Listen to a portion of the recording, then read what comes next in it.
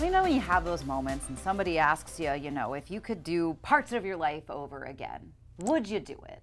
Charlie, is that an answer? Do you have an answer for that? I like where my life has led to. I like the life I've led. I'm sure that there were things that I did that didn't work out great, but sometimes you need that stuff as a learning curve. Like, you need to build stuff along the way. But it sounds like some people are having some regrets about the way they did college. Yes. Did you, with your college experience, did you like college? Did you like the way you did it? Would you have shifted anything? I mean, similarly to you, I try to live my life without any, I wish I could do all over again moments that I would, those were character building years. College for me was kind of high school 2.0 because I had already started a career job. It wasn't like a retail job or something like that I felt like I was like, no, these are steps in my career. I need to take this job very seriously.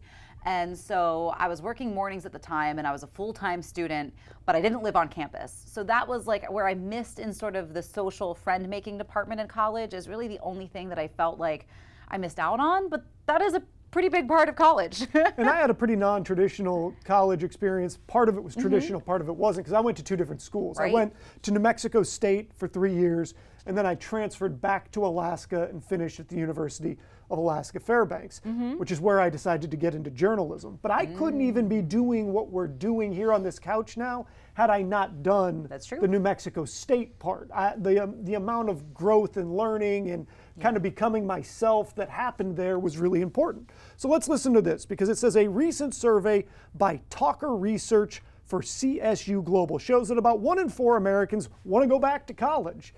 Here's the key findings. 38 would redo their college experience if given the chance.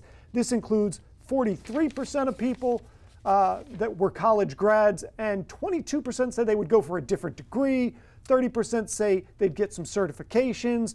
I thought this was interesting. 54% say they would prefer a hybrid online program over the traditional in-person classes. The biggest barriers being cost and time. Now, I will say this.